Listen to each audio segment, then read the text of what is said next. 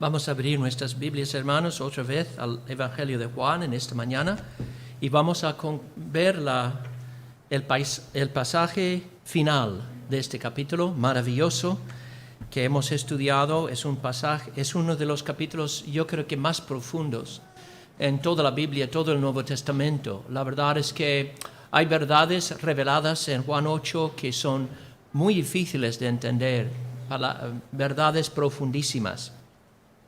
Y llegando a estos últimos versículos, vamos a considerar un tema que es entre los más profundos de toda la Biblia, es la deidad de Jesucristo. Su existencia como un hombre que es más que un hombre que es al mismo tiempo hombre y Dios. Pero la enseñanza de Jesús sobre su deidad, al final de Juan 8, está en un contexto de enseñanza realmente que Dios nos ha dado sobre el tema de las calumnias, porque en estos últimos versículos Jesús está siendo calumniado por los judíos. Ellos le están lanzando varias acusaciones falsas contra él.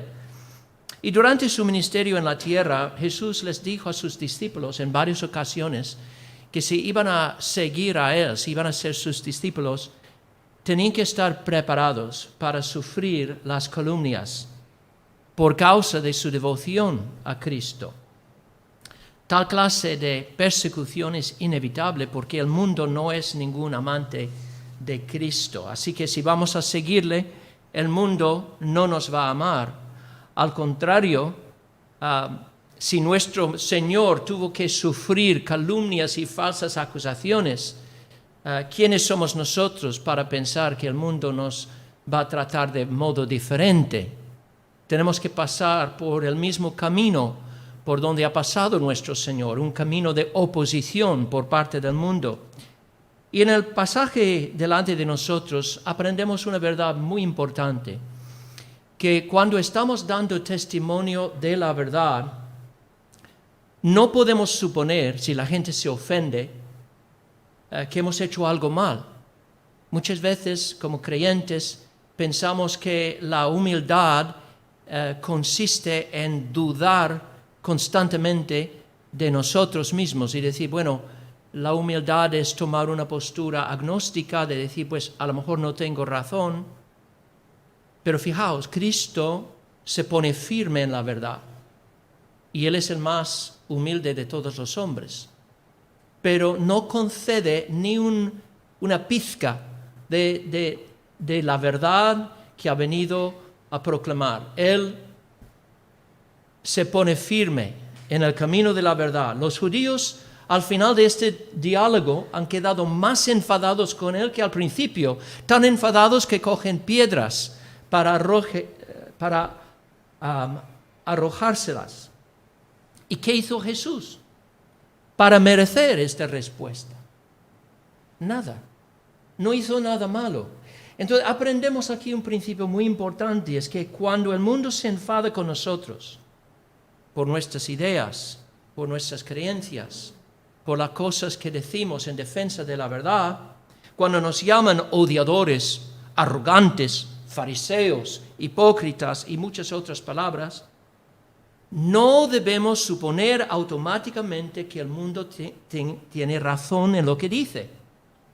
Por supuesto, siempre debemos examinarnos con humildad para ver si hay algo que anda mal en nuestra actitud, si hay orgullo en nuestros corazones o una falta de amor, una falta de respeto al prójimo. Claro que sí, tenemos que ser conscientes de esta posibilidad.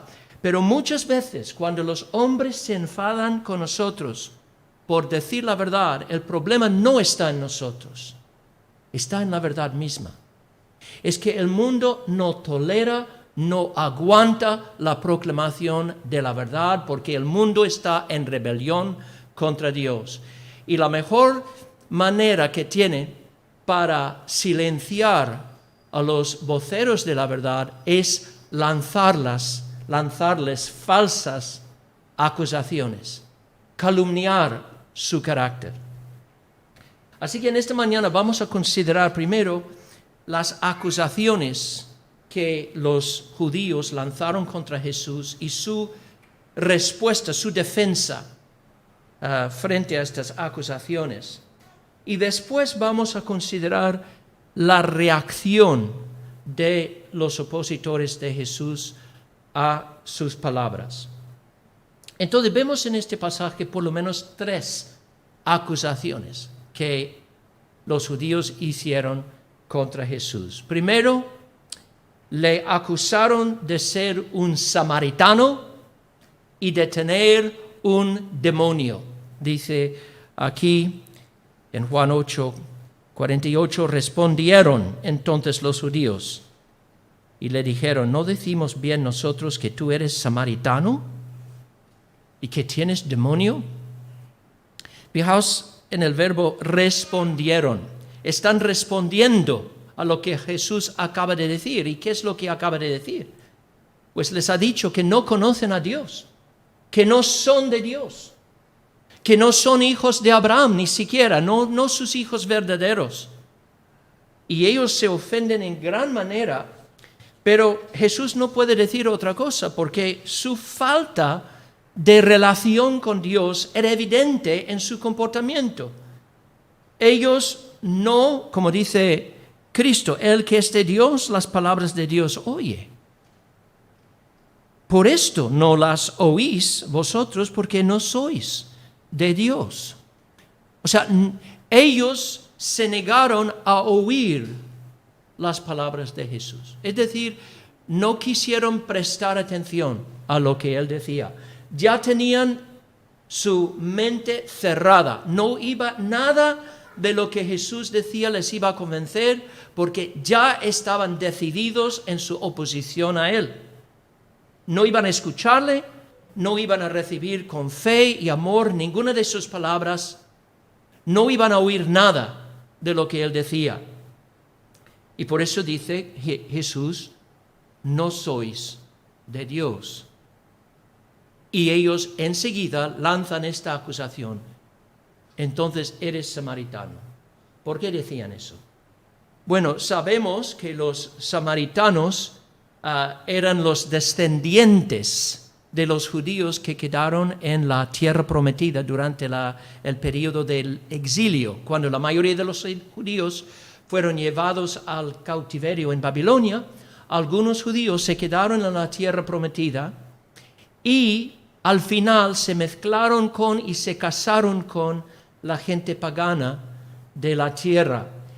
Y como fruto de esta unión ilícita con paganos, establecieron su propia religión, que era básicamente una mezcla del judaísmo y el paganismo.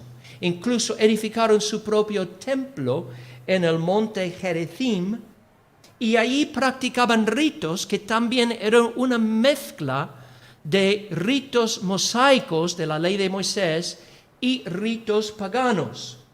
Y los judíos obviamente veían a los samaritanos como apóstatas de la fe y no les consideraban hijos de Dios.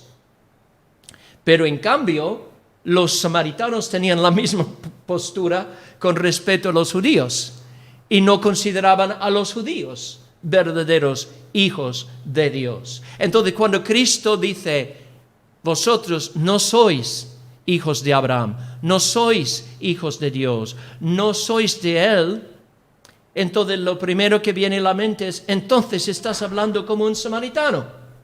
Tú eres un samaritano, y si no eres un samaritano, hay una sola explicación por estos disparates que dices, y es que tienes un demonio. Porque tú, siendo judío, ¿cómo vas a decir que nosotros no somos hijos de Dios? Que nosotros no somos de Dios. O eres samaritano o eres un endemoniado. Una acusación bastante fuerte. Pero a veces las personas lanzan acusaciones tan fuertes precisamente cuando no tienen un argumento. Una persona con un argumento no tiene que lanzar acusaciones e insultos. Arguye, argumenta, ¿no? Ellos no pueden explicar nada acerca de Jesús, no pueden explicar las obras que hace, no pueden negar que Él está haciendo milagros. Entonces, en su desesperación, empiezan a lanzarle acusaciones. Dice J.C. Ryle, reducido al silencio en el campo de la discusión, esos hombres perversos apelaron a los insultos. El enojo y el estilo difamante son señales seguras de la derrota. ¿Cómo respondió Jesús a esta acusación tajante? Fijaos en la firmeza con la que habla. Responde a la acusación tajante, en primer lugar, con una negación tajante. Decís que tengo demonio, pues no tengo demonio. Rechaza con vehemencia la sugerencia perversa de los judíos de que hubiera algo demoníaco, diabólico, de su persona o de sus palabras. Eso es mentira, dice Jesús, con toda claridad. Pero, a diferencia de ellos, Jesús no solo toma una postura y declara su postura. Él defiende su postura con argumentos. Porque la verdad siempre se puede defender. La verdad es algo tan evidente que se puede señalar evidencias y pruebas de la verdad. Y eso es lo que Jesús hace. Dice, yo no tengo demonio, antes honro a mi Padre, y vosotros me deshonráis. O sea, Jesús no tiene la más mínima reserva de señalar su propia vida como prueba de su declaración. Está diciendo, si tú piensas que soy una persona endemoniada, mira mi vida. Mira mi vida, ¿qué es lo que hago?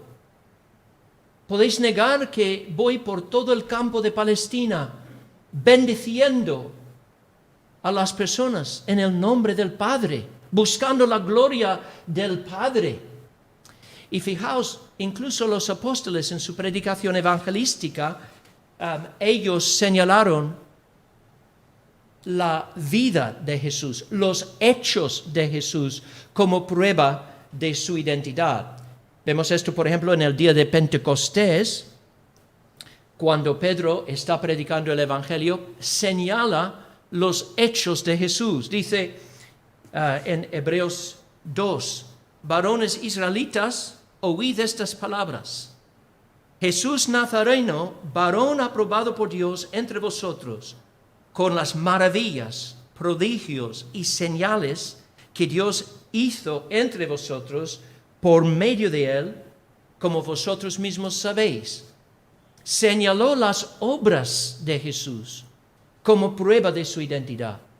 También lo hizo en su predicación a Cornelio en Hechos 10. Dice, Dios ungió con el Espíritu Santo y con poder a Jesús de Nazaret, y éste anduvo haciendo bienes y sanando a todos los oprimidos por el diablo, porque Dios estaba con él. Y este es el argumento de Cristo. Vosotros decís que tengo un demonio, pues mirad mis obras. ¿Qué sentido tiene decir que un hombre endemoniado va a liberar a las personas del poder del diablo? Eso no puede ser. Si el diablo está dividido entre sí, su reino no puede permanecer. Doy evidencia todos los días que estoy con el Padre conmigo, que todo lo que hago en el poder de mi Padre y que tengo la sola meta de glorificar al Padre.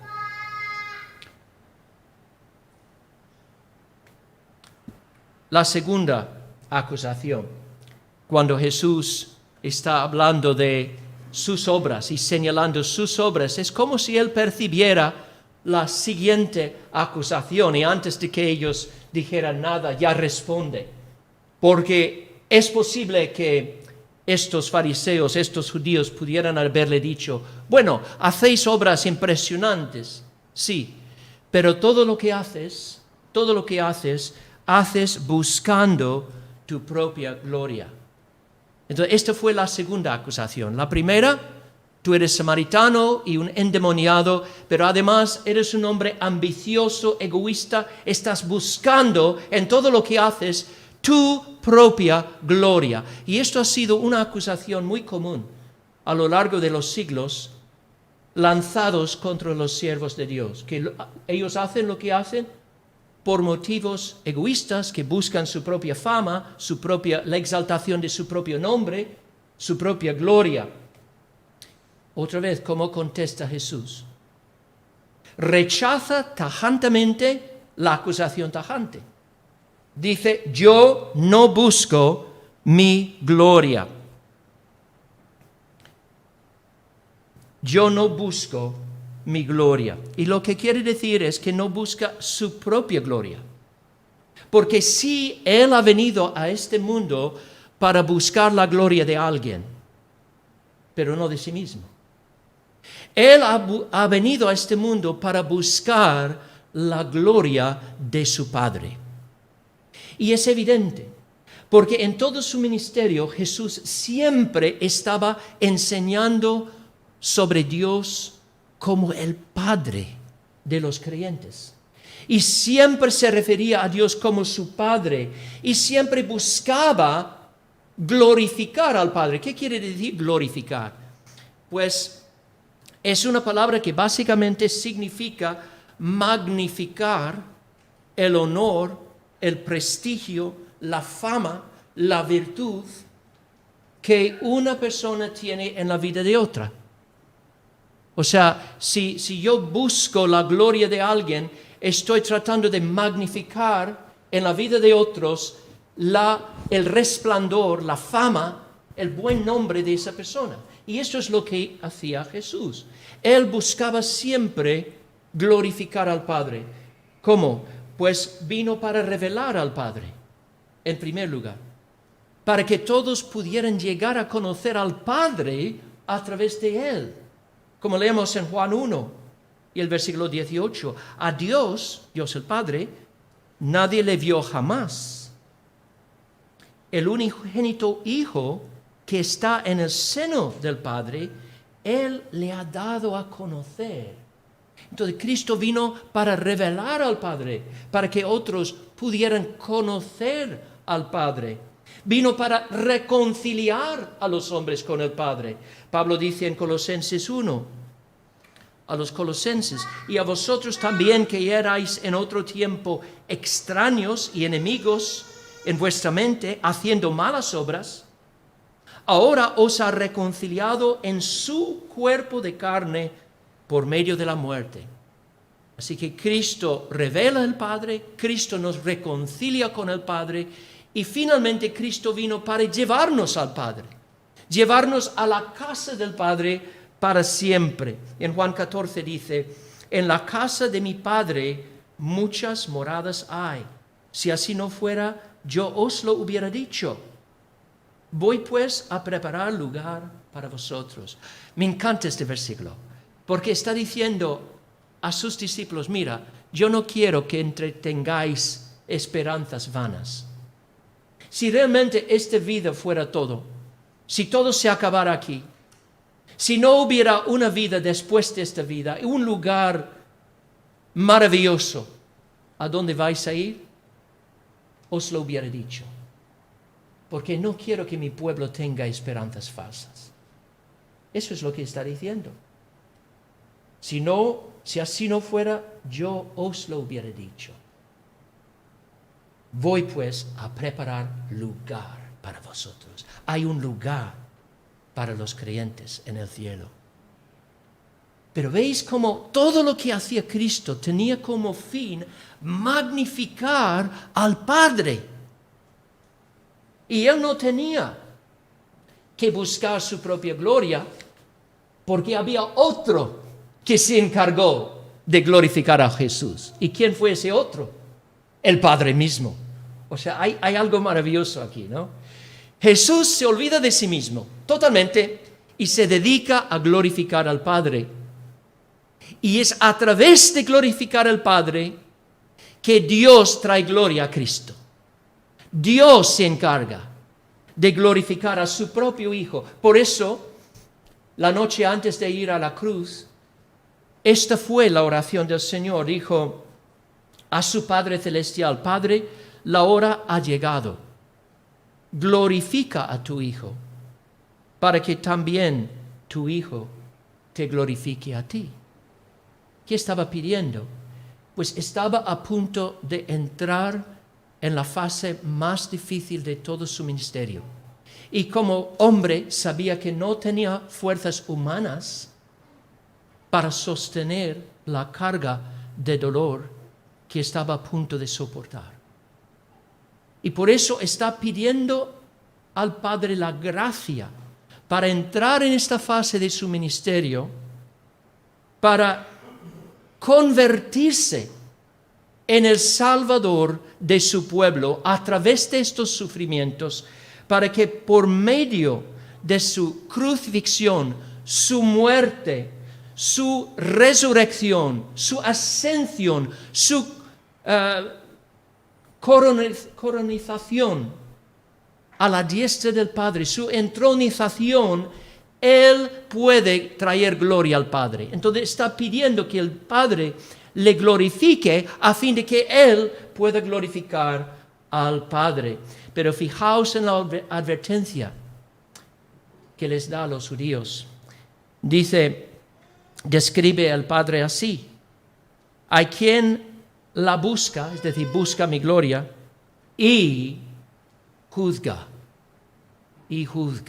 Está dando advertencia a los que le deshonran, que realmente van a tener que enfrentarse con aquel que está totalmente y completamente dedicado a buscar la gloria del Hijo.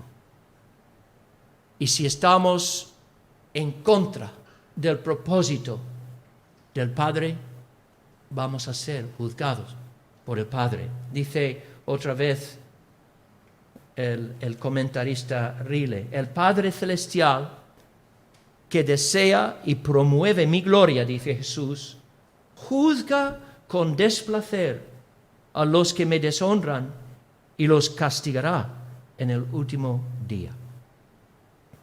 Así que estos son las dos primeras acusaciones. Jesús, eres un samaritano, un endemoniado. Jesús, tú eres un hombre egoísta buscando su propia gloria. Jesús contesta todas estas acusaciones. Y finalmente le lanzan esta acusación: Jesús, tú eres un mentiroso arrogante.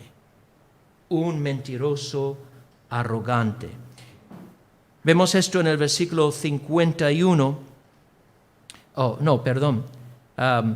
52. Pero en el versículo 51, el versículo anterior, Jesús acababa de hablar de sus palabras. Dice: de cierto, os digo que el que guarda mi palabra nunca verá muerte. ¿Por qué menciona sus palabras en este momento? Pues acababa de hablar del juicio. Dice: mi Padre busca mi gloria y juzga. ¿Cómo podéis evitar ese juicio? ¿Cómo podéis evitar ser condenados por el Padre y castigados por el Padre? Hay una sola manera: tenéis que recibir mis palabras. El que guarda mi palabra nunca verá muerte.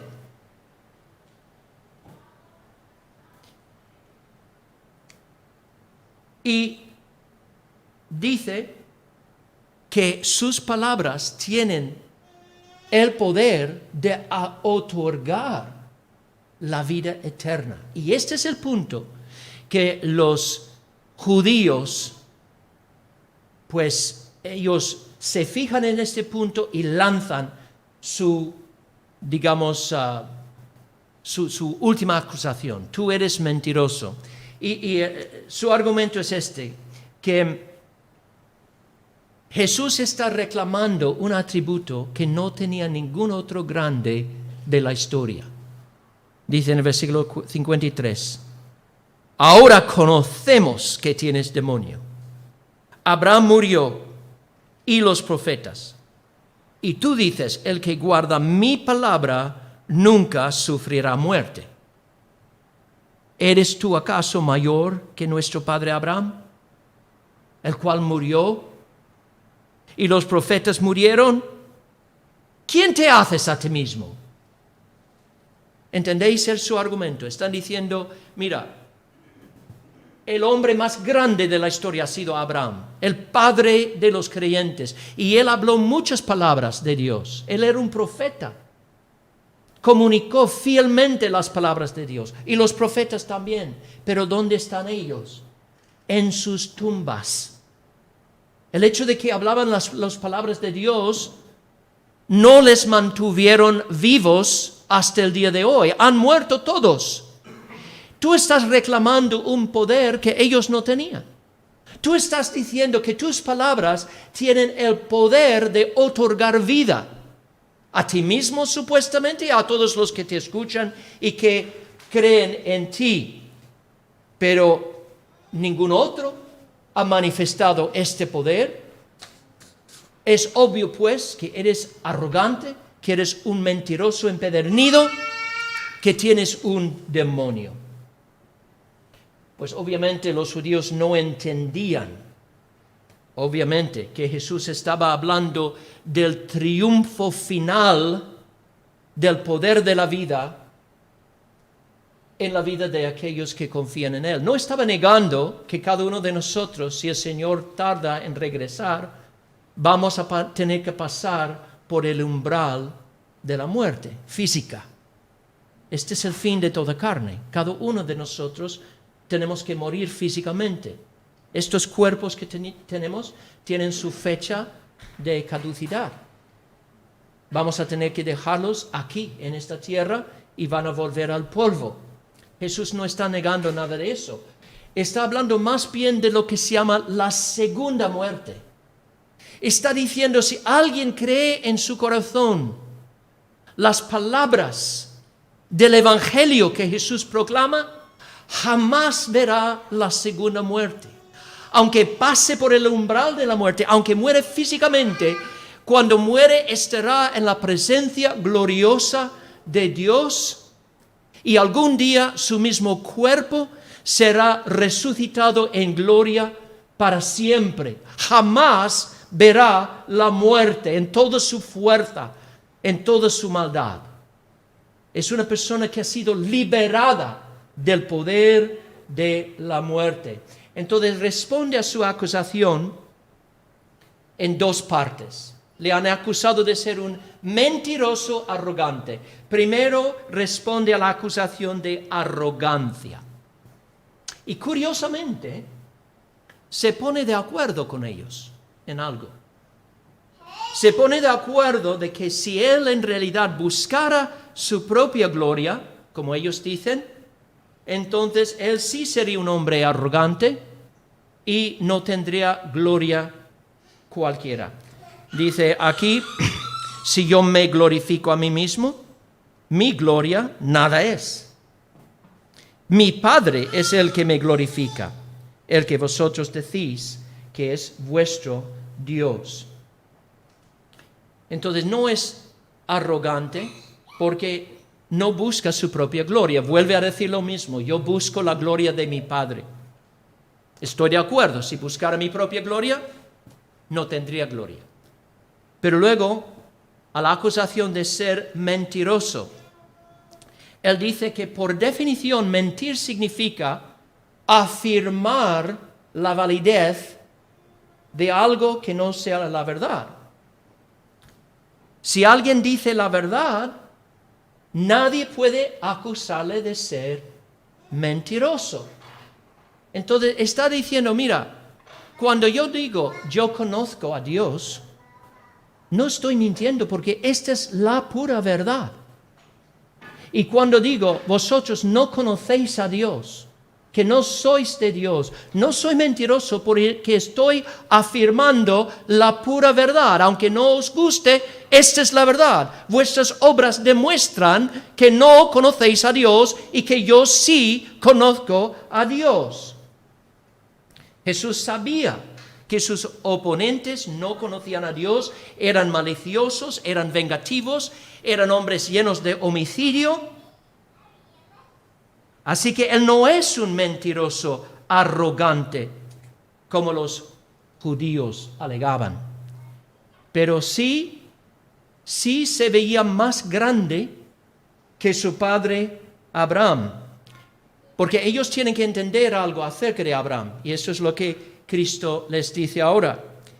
Que aunque Abraham era un hombre muy grande, y hacéis bien en considerarle un gran héroe de la fe, porque así es, pero Abraham mismo esperaba la llegada de alguien más grande que él. Alguien de mayor dignidad, mayor gloria.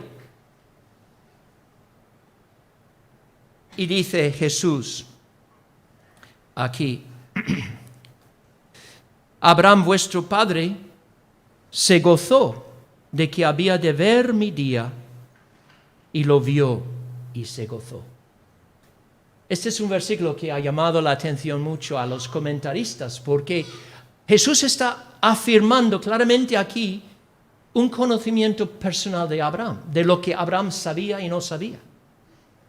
Dice que Abraham vio su día. ¿Cómo vio su día? Claramente está hablando de la profecía, de que de algún modo Dios le transmitió a Abraham una visión profética del día del Mesías.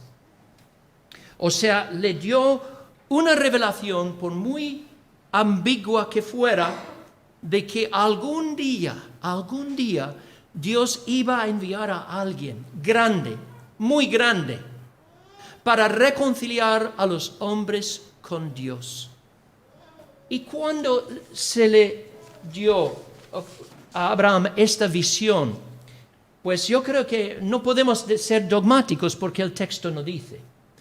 Pero hay muchos que creen, y yo pienso que es probable, porque parece que Jesús está hablando de una experiencia particular, un momento particular de revelación, de entendimiento que tuvo Abraham, porque dice que vio este día y se gozó. Yo pienso que el momento más probable fue en el monte de Moría, cuando llevó a Isaac para sacrificarle allí, en obediencia al mandato del Padre. Pero ¿qué pasó? Al último momento, antes de matar a su propio hijo, a quien amaba, Dios refrenó su mano y dijo, no le mates, y proveó un sustituto.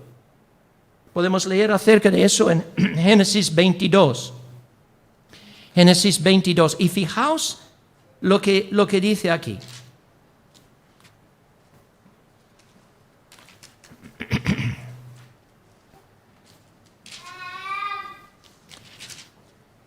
Génesis 22 a partir del versículo 12. Dios le dijo a Abraham, no extiendas tu mano sobre el muchacho, ni le hagas nada, porque ya conozco que temes a Dios por cuanto no me rehusaste tu hijo, tu único.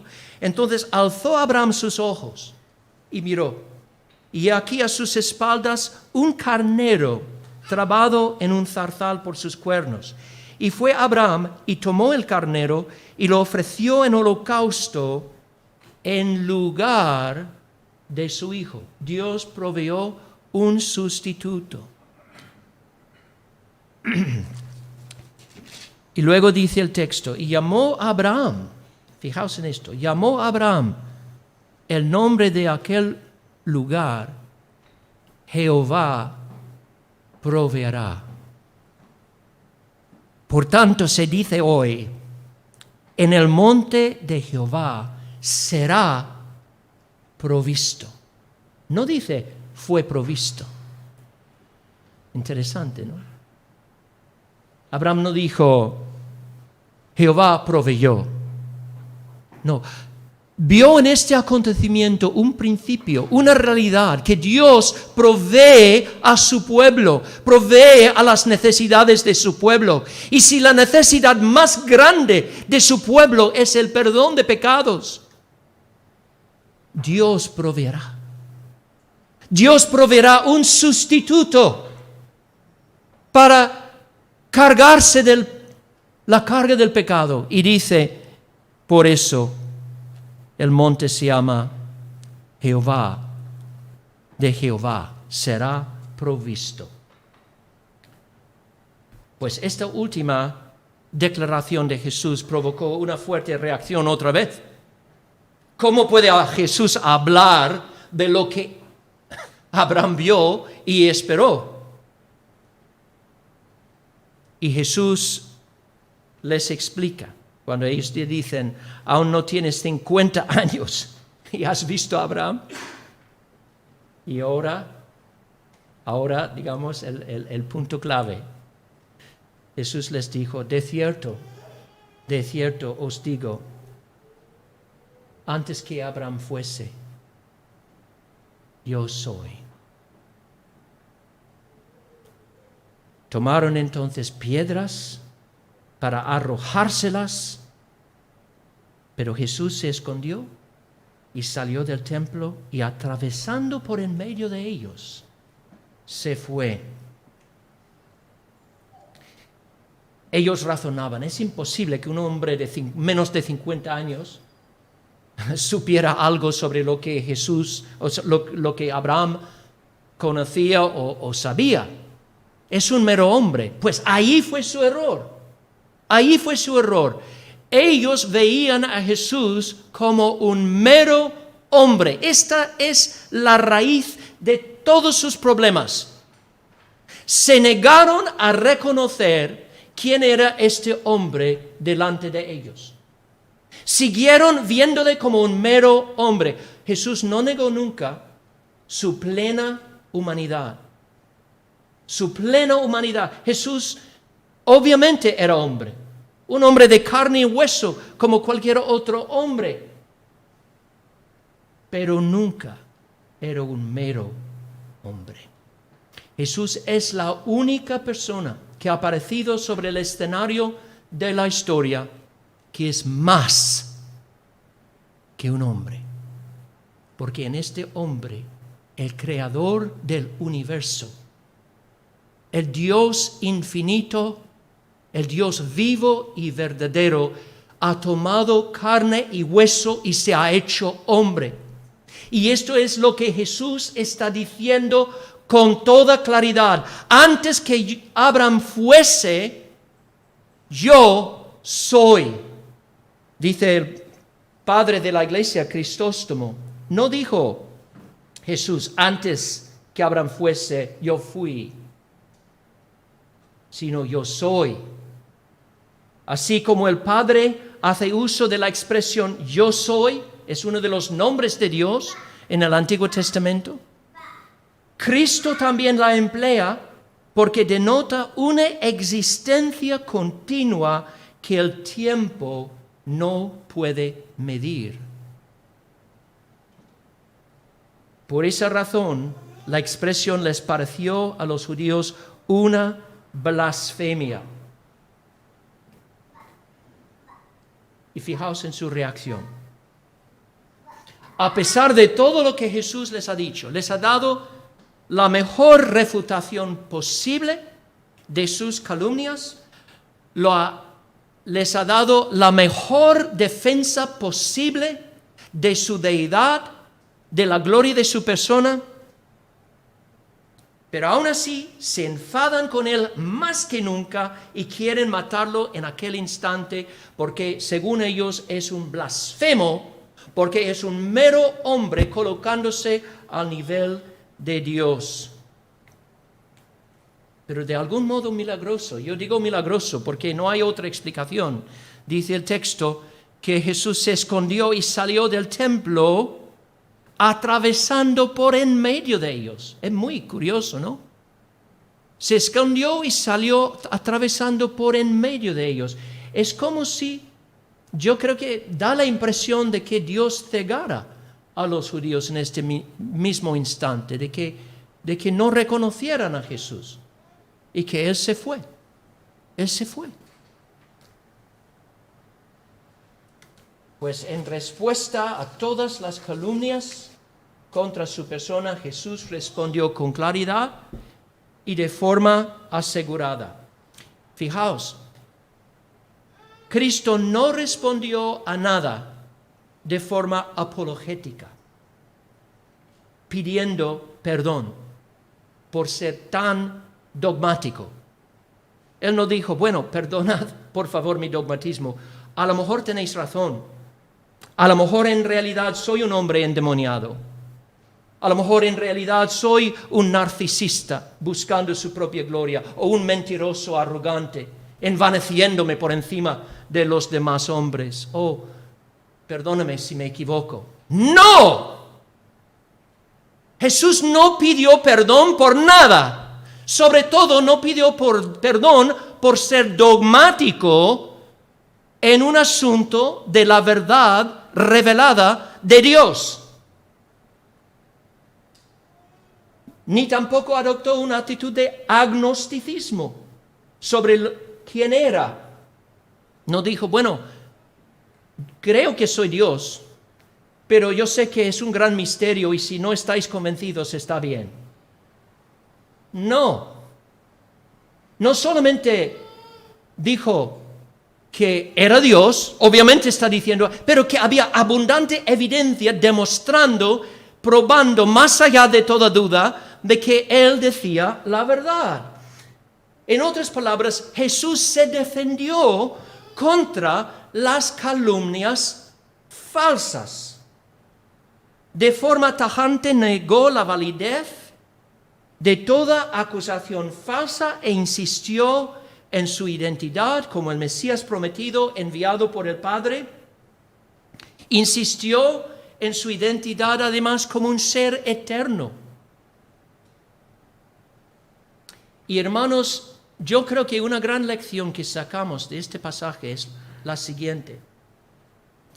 De la misma forma en que Jesús se defendió a sí mismo, Dios nos llama a nosotros a defender el Evangelio en nuestros días contra toda calumnia, toda mentira, toda acusación falsa. Dios no nos llama a defender nuestra propia perfección. No nos llama a defender o pedir perdón o digamos, a defender todo lo que la Iglesia ha hecho a lo largo de los siglos. Las iglesias han errado mucho a lo largo de los siglos. Los cristianos hemos errado mucho. No tenemos la tarea de defender nuestra propia perfección. Pero en cuanto a Jesús, en cuanto al Evangelio revelado en las Sagradas Escrituras, debemos manifestar la misma confianza, la misma certeza que Jesús manifestó defendiendo su integridad. Vivimos, hermanos, en un día en el cual la sociedad en general está manifestando un gran desprecio del Evangelio. Pero ese desprecio del Evangelio está disfrazado como un desprecio hacia los cristianos. Y están lanzando constantes ataques contra la Iglesia. ¿Por qué? Porque el mundo, la gente de este mundo piensa que los valores bíblicos son anticuados, despreciables, primitivos, que nadie puede creer hoy en día lo que enseña la Biblia.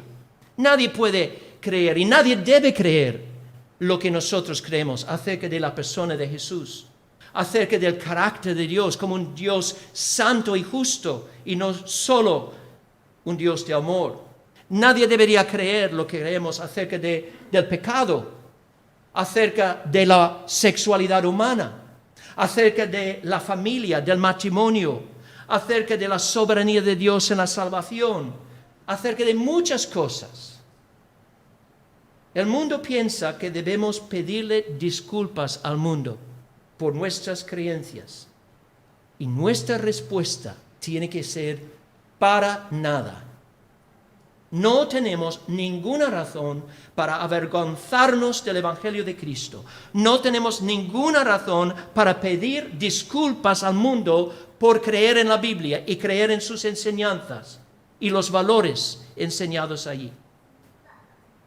Al contrario, los que sí deberían pedir disculpas son los que deshonran a Cristo, pero no pidiendo disculpas a nosotros, sino al Padre que le ha enviado a este mundo para ser el Salvador de los hombres.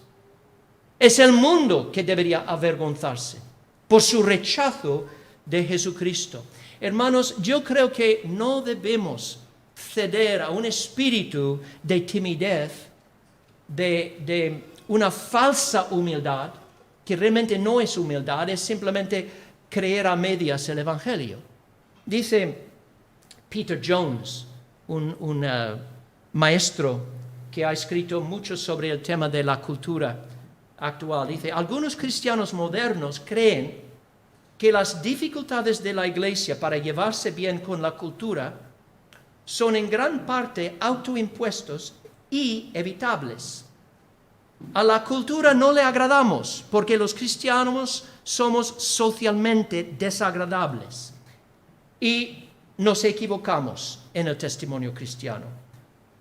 Algunos creen que la oposición cultural desaparecerá si la Iglesia modifica su forma de testificar, si actualiza su mensaje, si participa de forma más sincera en el cuidado compasivo de la tierra y sus habitantes.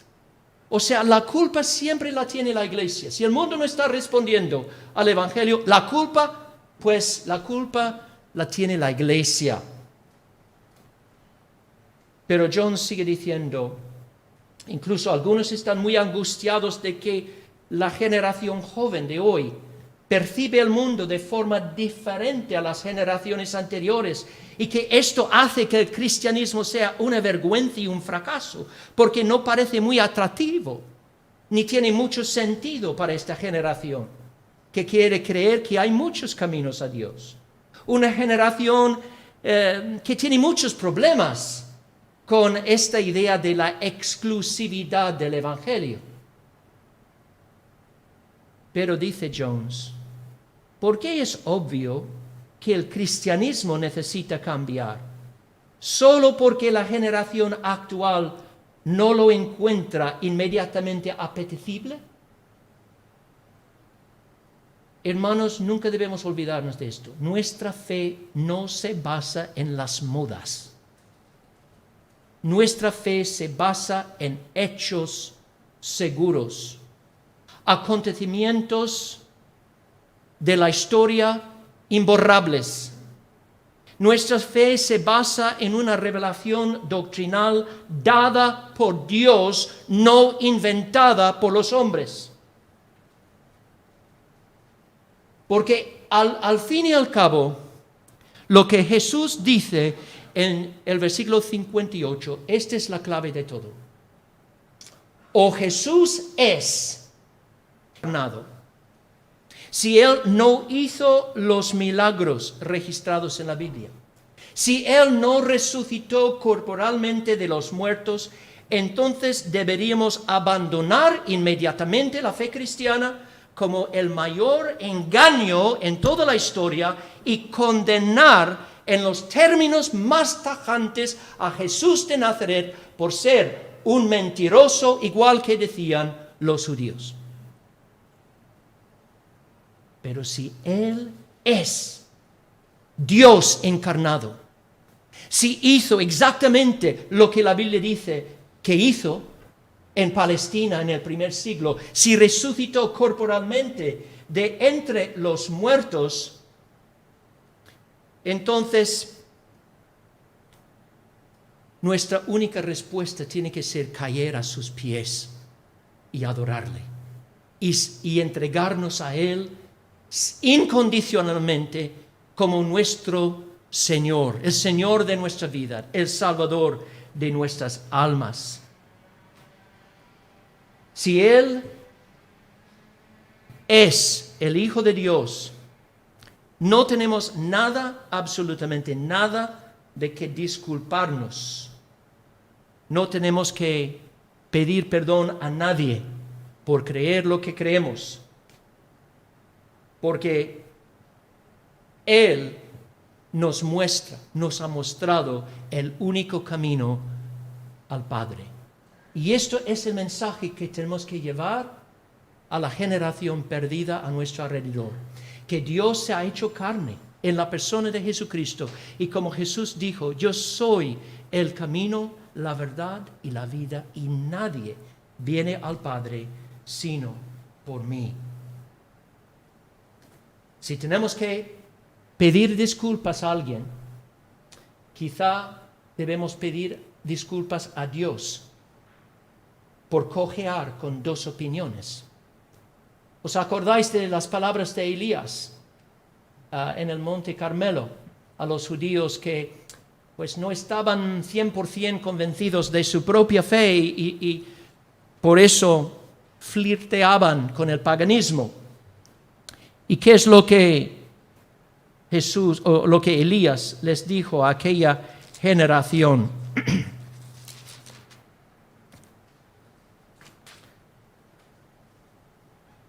Dijo, ¿hasta cuándo claudicaréis vosotros entre dos pensamientos?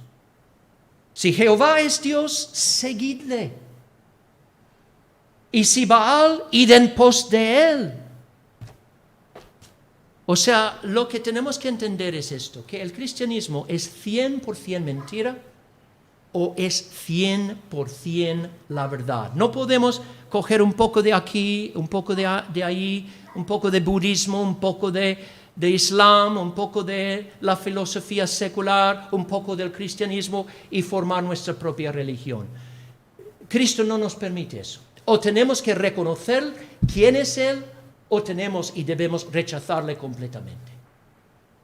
Y yo estoy convencido de que Él es el Hijo de Dios, de que Él hizo las obras registradas acerca de Él aquí en la Biblia y que es el único camino al Padre.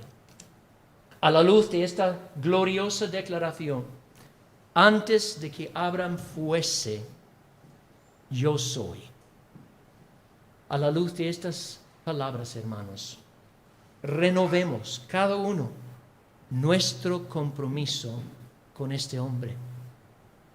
Salgamos confiados, valientes y gozosos para confrontar este mundo incrédulo y rebelde con la verdad inmutable del Evangelio.